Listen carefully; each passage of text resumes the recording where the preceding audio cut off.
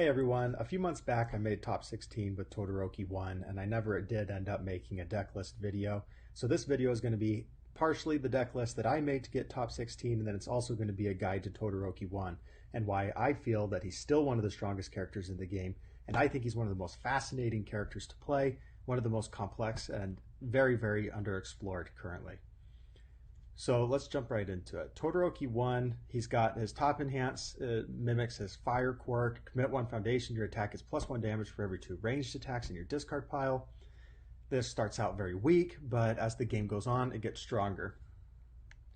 And then we have his ice quirk, we have his commit, discard the top 3 cards of your deck, which is going to then fuel his fire quirk later on.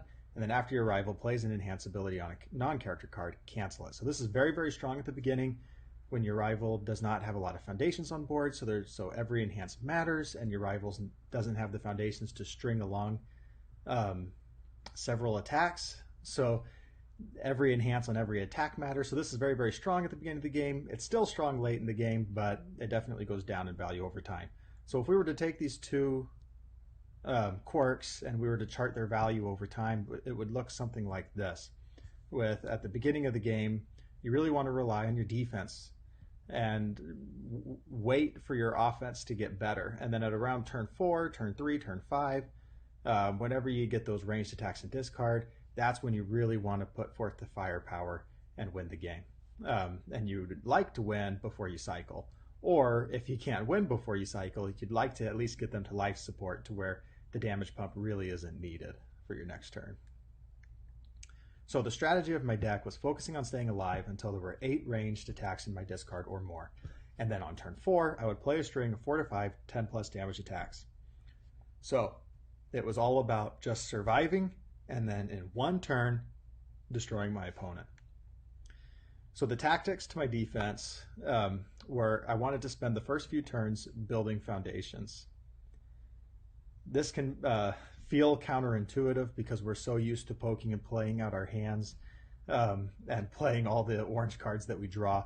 But really when it comes to this list, we want to play the foundations and then block with the attacks and just hold our time for turn 4. 2, we want most, if not all, of our foundations to have a defensive purpose. And we really want a lot of speed hate. We want to full block everything. And according with full blocking everything, we need an even block zone spread, and we need a decent amount of throw protection. And then lastly, we want to focus on maximum disruption. Remember, we only need to survive to turn 4. That means we just need a few of their turns to go wrong, and we need them to pass. So we want to ruin their combos, cancel their strongest flow enhances, hurt their checks with breaker blocks, flash their attacks. We're just looking for disruption to survive. So let me jump into my list to show you exactly what I mean. So here's my foundations, and you can see that every single thing has a defensive purpose. And you can see I've got 3 rescue completed for speed hate, sticky balls for more speed hate, ice gliding, I'm running at a 4x, 4x surviving the final, and then even tape if it's a mid attack for more speed hate.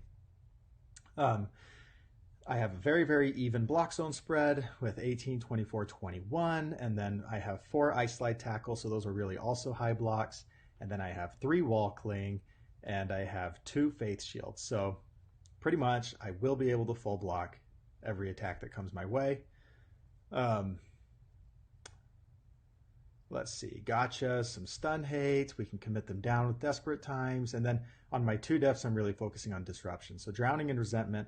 At the time I made top 16, Ojiro 2 was the major character in the meta, and so I wanted to attack them using Student of the Art by placing a card in their card pool. But it also works with Back Alley Haymaker, Specialized Sound Waves, and a lot of other cards that are strong in the game. Cheerleader to flash their strongest moves, and then Lost in Thought I was using for board control. I used Lost in Thought instead of the Irrefutable Forces of Nature. There we go, I made it. I used Lost in Thoughts instead of Irrefutable Forces of Nature because Irrefutable had a commit cost. And in Todoroki, I really don't like things having a commit cost when I'm on offense. So Lost in Thought, I can remove it, and then I can add a committed foundation in my hand and build down a ready foundation. And so it doesn't come at the cost of one of my foundations being used for a damage pump in the future. And then I had Refreshing Slice to re-ready up and force them to commit their foundations. Then even on the attack side, I was running 4x Ice Storm for the Breaker 2 and 4x Ice Light Tackle to stop the most common throw, 0 Gravity Lift. Then I was having Coda for another Pseudo Breaker 2, and then Nullify I would love to have in my hand, because if they had a card like Latent Skill with a heavy cost, I knew they wouldn't use it when I had Todoroki ready, because of course I would cancel their flip, discard 2 card cost. So I would use Todoroki to cancel something else. They would think they're safe. They'd use Latent Skill, and then I could bring down the Nullify and force them to keep their 2 cards discarded. So that was the reason I was having Nullify there, was I would try to kind of sneak attack and get them to use one of their strong foundations early in the game. So which enhance should you use Shoto to cancel?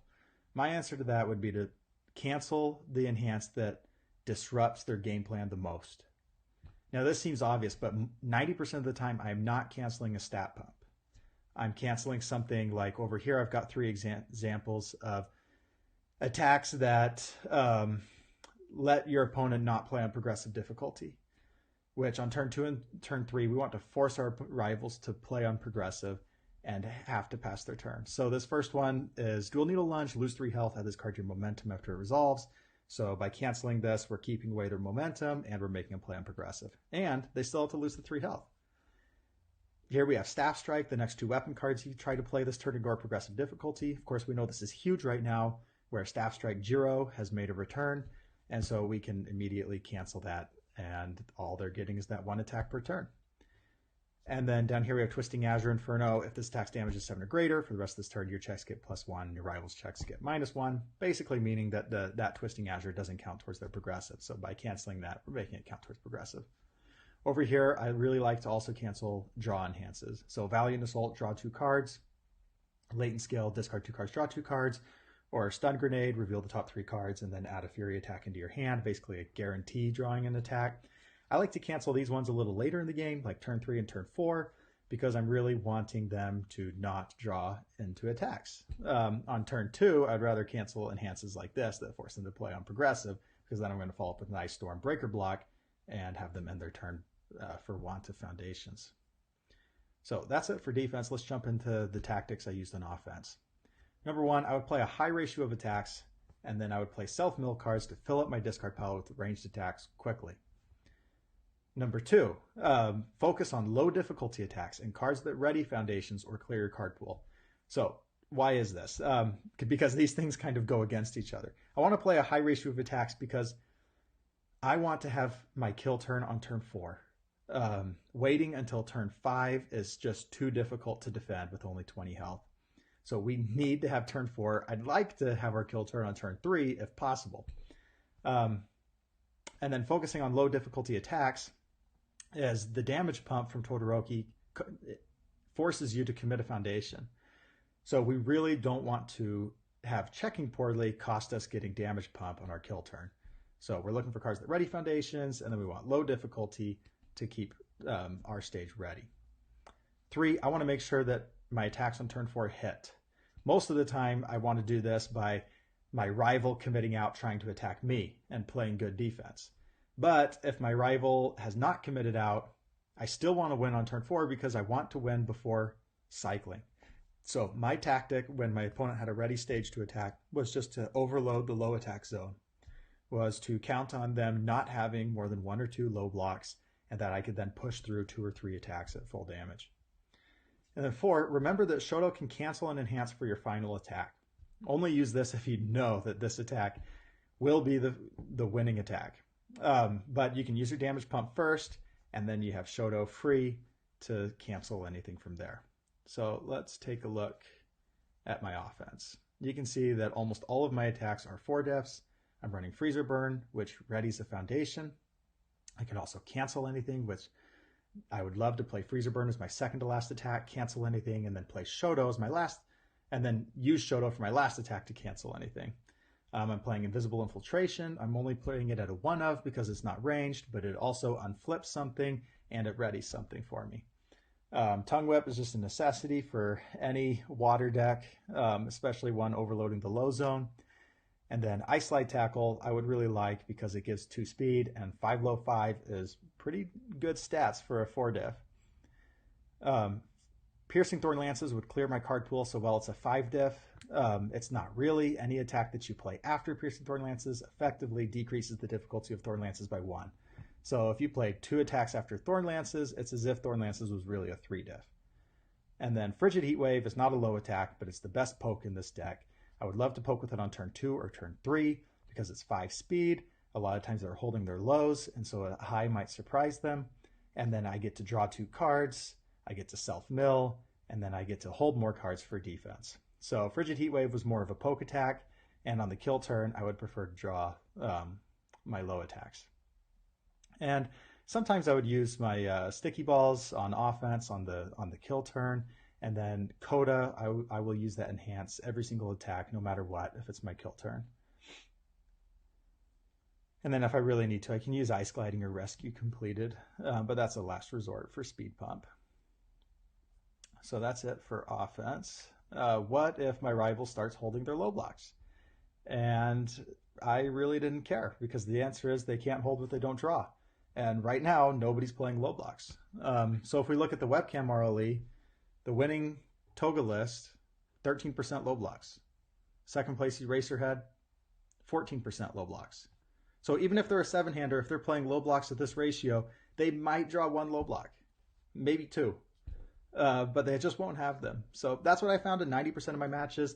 Like I said, when I made top 16, Ojiro 2 was the main character to beat, and the Ojiro 2 list was playing a flat 50 card deck and only 10 low blocks, so 20% low block ratio. And then they were playing their low blocks a lot, so they wouldn't even have them to hold if they wanted to. So that's just not a concern, them knowing my game plan to me. So with this said, how would I adjust my list for set 5, for the One with Nature ban, and for class reunion cards? Honest answer is I would not add any set 5 cards other than Broken Psyche at a 1 of. Maybe I would increase this to a 2 of, but I think a 1 of is nice. I would probably take out Coda and Nullify.